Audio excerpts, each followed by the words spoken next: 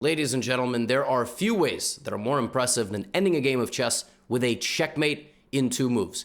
In fact, there's literally only one way that's better, and that's doing it in 1 move. Now, what about a game that just ends out of nowhere when the position is super complicated and the players are in battle and it comes out of nowhere like this?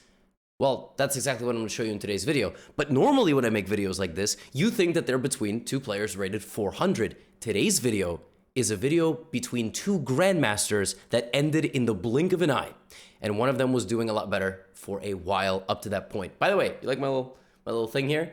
I don't remember where I got it, but I know where you should get your Black Friday stuff, and that's at chessly.com because all my courses are 40% off, and they all have free samples, and there's a 7-day money-back guarantee. I'm just saying, don't shoot the messenger. Here we go. Now, our players for this matchup are Vlastimil Babula and Alexander Kovacevic. They are from Czech Republic and Serbia. This is a game played in the Bundesliga. So you got Czech Republic, you got Serbia, you got Germany Bundesliga, because there's Bundesliga for chess, just like there is in football. All right, here we go. White begins the game with d4. Black responds with knight f6, c4, and now Black has an option of which pawn to push to the 6th rank or not, maybe to the 5th rank, but Black plays e6, and White sidesteps the pesky Nimso-Indian bishop b4 by first playing the move knight f3, forcing Black to commit to the move d5 in the center of the board. Black can play other things here, like the Queen's Indian being the most notable, or the Bogo Indian, which I like to call the Bozo Indian, but that doesn't happen here, and Black just plays d5 and now this. The difference being, and I always like to point this out, if knight c3, bishop b4 were to have been played, after the move knight f3, Black has absolutely no need to play the move d5. Black will probably play other moves like c5 or castle or b6. But by making Black commit to d5, the position has a completely unique texture. And after knight c3, White avoids kind of the last fork in the road, which is the Catalan, and plays in the very standard variation like this. Now here, Black has just a million different options. First of all, Black can take this pawn going into the Black version of the Vienna. Black can also play the semi-Tarrasch. Black can play the semi-Slav. Black can play the Queen's Gambit declined with a6 or with knight bd7, or the traditional one with bishop to e7. Black in this position chooses to play bishop to b4. This is the Rogozin. It's a very aggressive opening, and there are many provocative variations in it. White here, Babula plays a very forcing line, so there's many ways that White can play here that just develop pieces. He plays queen a4 check. Now, for those of you that are slightly more newbie than other, that's an adjective, by the way, newbie, you might be watching this, you might be going queen a4 check just wins the bishop. Not quite, because there's this move. It blocks the attack, and it defends the bishop, and the knight is protected. But the benefit of the position here for White is that you made Black put a knight in front of the c-pawn, and the c-pawn now cannot really do anything for the center. The drawback is that the queen is kind of stupid here now, and will most likely get attacked, and will probably have to go back to c2, which it does immediately. So White has spent 2 moves moving the queen, but the argument is that, well, the knight is dumb on c6 and will most likely have to move in the future if Black wants to make any progress in the position. Black has a couple of different ways of playing this position. I've seen recently there was this very high-level game, Fabiano Dingley-Ren, I want to say, but I'm not 100% certain, where there was some sort of knight a5, and then it was like a ridiculous piece of preparation. Sometimes the knight can go this way, or sometimes Black just plays e5 and just basically tries to justify the knight being there, tries to force an issue home. All right, rook e8. That move is obviously supporting the move e6 to e5. The bishop also will very happily retreat to f8. Now, if you're just watching this and you're like 500 or you're like 800 or you're like 1100, you're like, these dudes are breaking all the rules I tell you not to break, right? Like, I tell you guys not to move a knight in front of a c-pawn when you have d and c-pawns together in queen's pawn openings, because I say d and c-pawns are like best friends. Yeah, but as you get better, everybody does something stupidly and differently, and it actually is completely fine. Bishop d2, like, you'll notice that White is completely not castling this way. And now here we begin a fascinating dance of pawn moves that really don't make any sense. a6. Like, how am I supposed to explain that move? I don't even know how to explain that move. Like, if the idea is b5 or what? Like, what? Is White going to play bishop d3, dc4, and then b5? Maybe. But I would think that that knight is now super weak. Like, the bishop comes back and you have pressure this way. I don't know.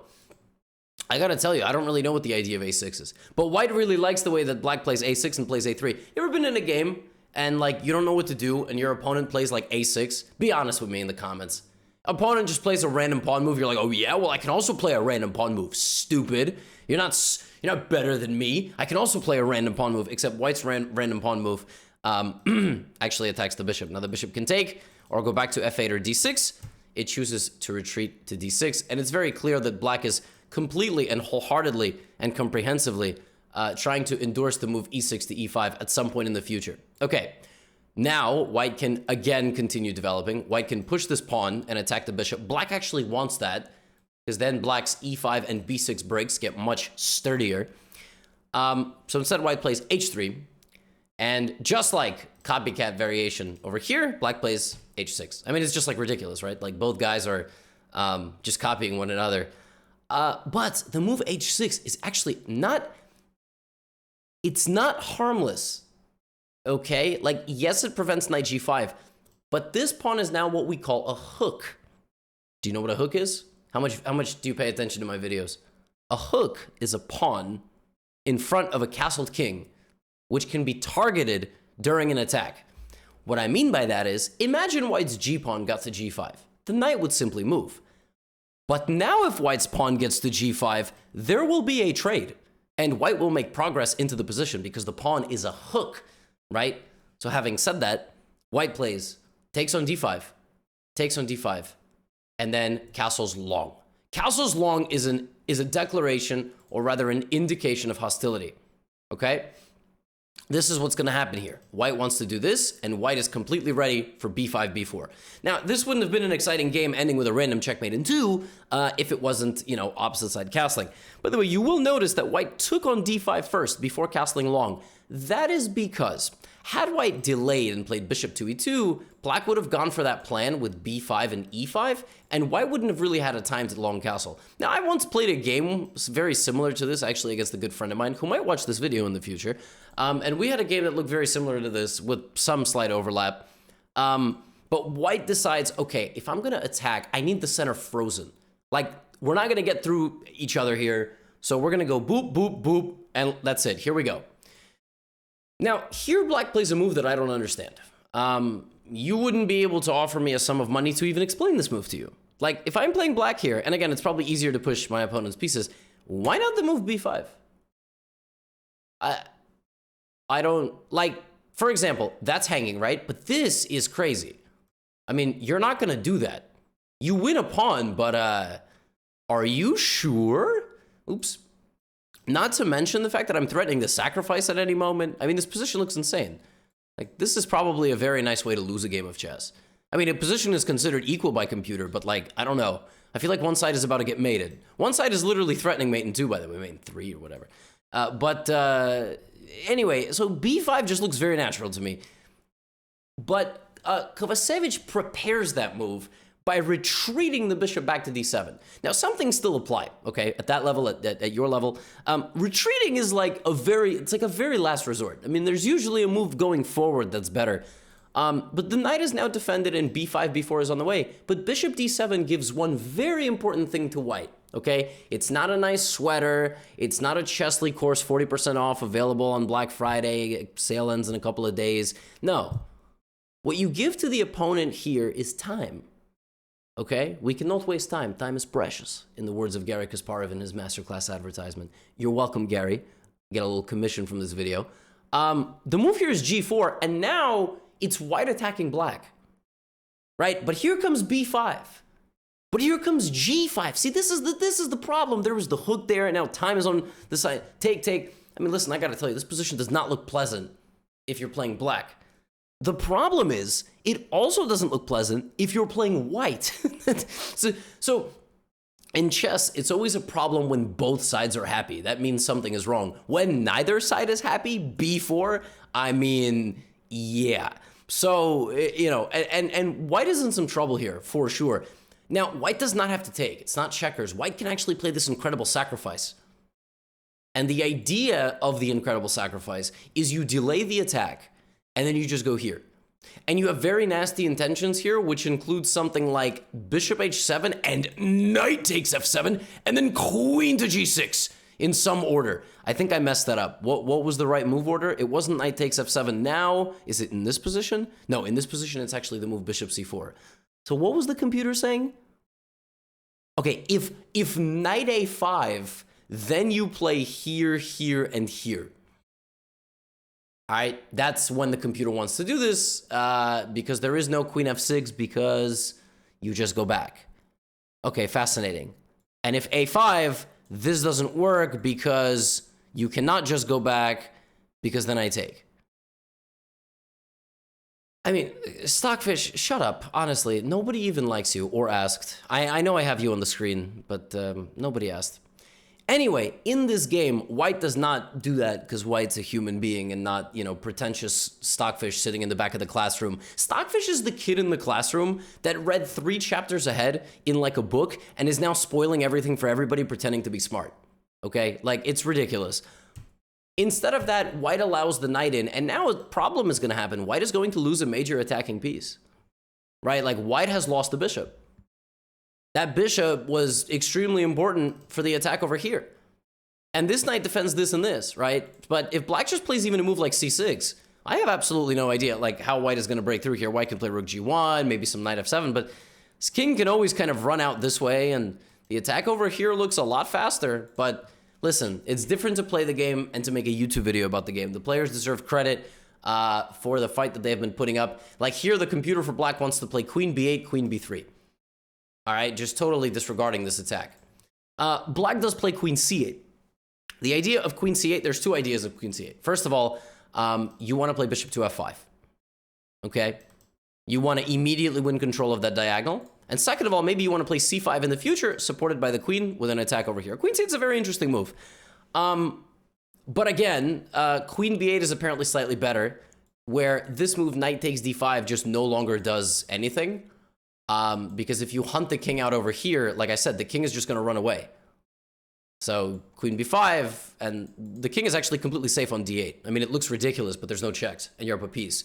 Not only are you up a piece, it's mate in 2 in a few moves. But that's not the mate in 2 of the video. Now, queen c8, knight takes d5 now is apparently a different story, okay? Because knight takes d5, queen h7, and now White has something that White wouldn't have had in the other position. White has this move e4. Which looks ridiculous, by the way. Like, the fact that it's not the check, it's the move e4, just attacking the knight. See, the difference between where the queen and bishop are is that if you had gone for this over here and played the move e4, Black has bishop to a3, which is just a full loss of a bishop. But the point is that I would play queen b3, and now I'm winning. So Black had to come down this way with the queen and not be super passive like it was in the game. All right, and in the game, the queen is sort of locked out, right? So, okay, White is now pushing the initiative once again. Black plays the move knight f4, and now after the move knight f4, suddenly the tide is turning back to White, right? Because now White goes here, and the difference is that the queen is super passive. In the other line that I showed, the queen is super active. Yes, you can check White, but the knight is not going to do anything on its own, right? Knight's not going to deal any sort of fatal damage, and I got news for you. This is looking a whole hell of a lot more potent. And I got news for you. Knight f7 is also a problem. So, for example, queen f7 is very scary, but knight f7 is also not so shabby, okay? I'm threatening to check you, take this, e5, take... Like, this position is looking extremely dangerous.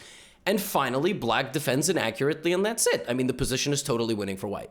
So, White is a genius. He has pulled off the attack. The Black king is hunted out into the center of the board and is going to be beaten up in the town square in front of everybody. Like, this is some real Game of Thrones type stuff out here, all right? Or House of the Dragon, depends when you got into the show. Now White is totally winning. It's +3. All right, Black plays the move bishop to e6, and the game is over if White just plays knight f7. Knight f7 ends the game on the spot. Why? There is insufficient counterplay on the king. Bishop to g5 is a monster threat. If you take the knight, now Black is up a lot of material, this ends the game. Black's only move is this. If you go here, I just put you into the box. So king d7, I would take, of course, the bishop. You would run out this way. I could even win the knight back, by the way. Like, if I really want to cash out on my loan, I could probably even do this and just be up 3 pawns. But I can also just mate you. I don't really know how I would do that, but there's a lot of checkmates in this position. Knight f7 just wins. And it's interesting, I'm not exactly sure what was missed here. Maybe rook g8, bishop g5, like something like this. No, king d7 doesn't... Maybe, yeah, I don't know. Maybe white missed that, like, this position is still winning, potentially. It's probably what was missed. Instead of that, white plays the move e5, which is the second best move. But as you can see, it's not as good, apparently. Well, now it is. Now it is. +4 again. +4 again, white is totally winning. White knows that if he wins this game, though, he's not going to make it into a Gotham video. It was a nice game, but at any given moment, literally, right throughout this video, thousands of nice games have been played. Nice games don't make it into a Gotham video. Beautiful, brilliant, spectacular games that have never been seen before, or comebacks that have never been seen before come into a Gotham video. I've never seen a comeback quite like this one. By the way, the move knight takes f7 is still winning for white. That is the winning idea. Okay? So I'm going to pause here and turn off eval, your worst nightmare. I'm going to turn off the evaluation, your worst nightmare, because I want you to pay attention. I don't want you to just rely on Stockfish. Instead of that, white plays what any normal human being would play here, which is the move pawn takes bishop check. You're down a piece. You're down a bishop, right? Instant replay. Some moves ago, you sacrificed, right? No, you sacrificed the knight, but you sacrificed the piece, okay? You sacrificed the piece on d5, right? So you're down a piece. So it's very natural to want to take your piece back with check and then play your idea, knight takes f7. So white did everything right, right? I mean, white did everything right. And white is not afraid of bishop f5 check because king goes to the corner. King is completely safe. Rook b8, take, and now white plays knight takes f7. And white is completely winning because bishop f5 check, just king a1. King is completely safe. White calculated everything correctly. If bishop takes here, you got bishop g5, and you're going to hunt the king, and that's it. Game is over. Knight takes f7. Oop, I'm sorry. Knight takes f7. And in this position, black uncorked. Checkmate in 2. Chess is a brutal game. This is an incredible tactic. Always look for checks, right? White did. White looked at this, and this, and this. But what white didn't look at was, and you could pause here and try to find it, was the absolutely absurd queen to c2 check. Oh my goodness, the absolute haymaker, the Francis Ngannou uppercut on Alistair Overeem. Queen c2. The point is, if you don't take the queen and you go to a2 or a1, it's simply mate. But good lord, if you accept the sacrifice, now bishop f5 is checkmate. You have been lured into a checkmating attack, and there is a direct assault on your king, and you cannot move anywhere. Moves away from disaster for the black king. I'll do that one more time.